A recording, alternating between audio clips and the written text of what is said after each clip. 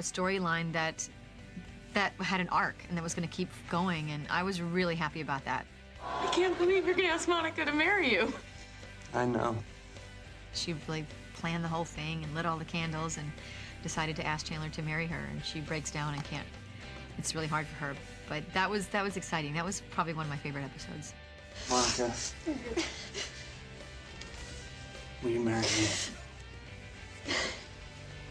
Yes. The show isn't afraid of going for emotional moments, and that sure was a big one. You know, we both started crying, and you know, a big moment was happening for the show. It was fun. It was really nice to go through that whole process with Matthew.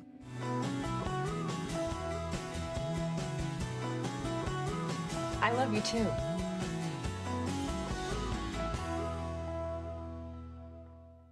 I don't know the actual names of the chords, but I made up names for the way my hand looks while I'm doing them. I didn't like the guitar. I wasn't getting it, and so I think I even asked, what if she plays the bongos?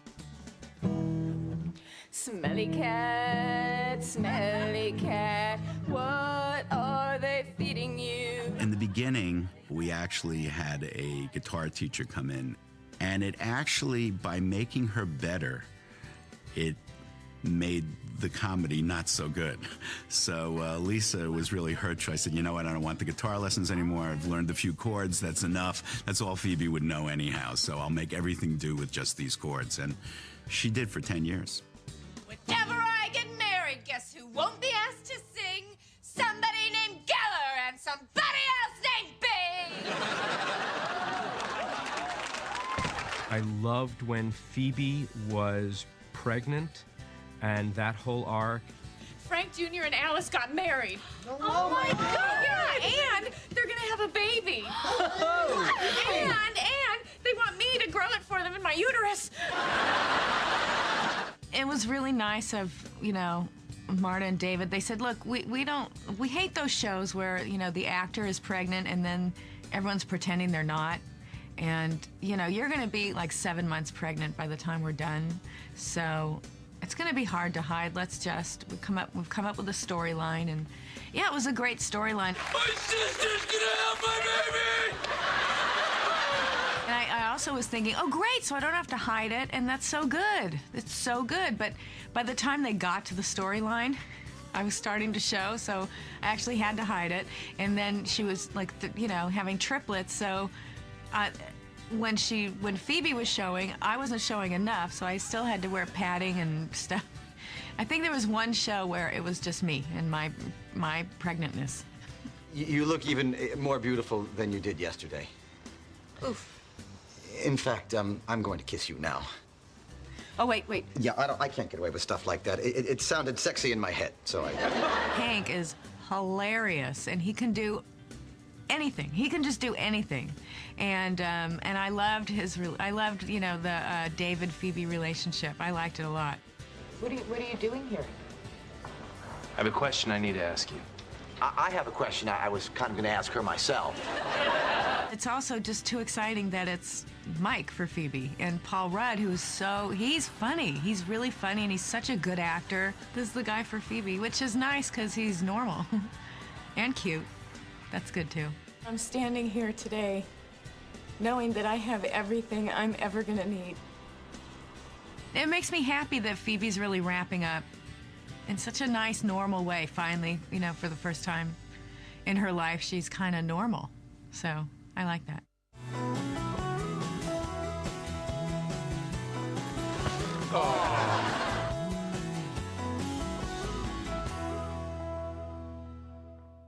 If he doesn't like you, this is all a moot point. Huh. A moo point? Yeah, it's like a cow's opinion. You know, it just doesn't matter. It's moo. He's a guy who really always says what's on his mind. He's a rotten liar, and just food is a passion of his, you know, as much as women. You boys are about to see something really special. How you doing? How you doing? How you doing? We have this in the audience when we shoot the show. There's a guy, Jim Bentley, does the warm-up. He got into this habit of getting the audience to say, "How you doing?" And that's pretty funny. So it's like a catchphrase all of a sudden. I'm an actor. Wow. Career-wise, I think it's always best if he just is unsuccessful because he's the underdog, you know, and you can root for him. I love that he was on the soap opera in a coma for like a year, had no lines, just lay there, go to work and lay there every day. That was pretty funny. Cut. I'm back, baby! Joey and Rachel, which was such an effort and so difficult to accomplish, was so gratifying. The Joey and Rachel storyline was something that scared the actors very much. Everyone knows that Ross and Rachel are supposed to be together, and we spent 10 years keeping them apart. But to see her with one of the regulars, they don't belong together, that's not right. But I remember we were talking about David Crane, and he said, but it's like playing with fire, and it's exciting to write. And I thought, well, it's great. It's always been you, Rach. I'm pregnant. I love you. I have a very special spot in my heart for Ross and Rachel. I do love you. I love you too, and I am never letting you go again. Okay, because this is where I want to be. Ross used to have a crush on Rachel. We didn't know that was going to be the central romance of the series. And it was just chemistry. It was just seeing the two of them work together, and just something magical happened. You know, you probably didn't know this, but back in high school, I had a major crush on you. I know. You did? Oh, okay. It's a testament to the writers to be able to find, hopefully, grounded and organic ways to keep that relationship between Ross and Rachel evolving. You always feel a sense of history between these two and a sense of destiny, that these two belong together. I think we want them to be. I want them to be. I've always wanted them to be. As Phoebe said, we're each other's lobster. See? He's her lobster. I've always remembered that because in some crazy way it's true. We gave David something physical to do, and he said, no, you got to give me more of that. There was this bit with an umbrella. And you remember my brother Ross? Sure. Hey. That awkward physical comedy because of Rachel in the same room. The thing that appealed to us about David was his quirkiness and in terms of his timing. I used to say this word, hi. Hi. In such a way that I thought all the pain of his existence was going into that one greeting of hi.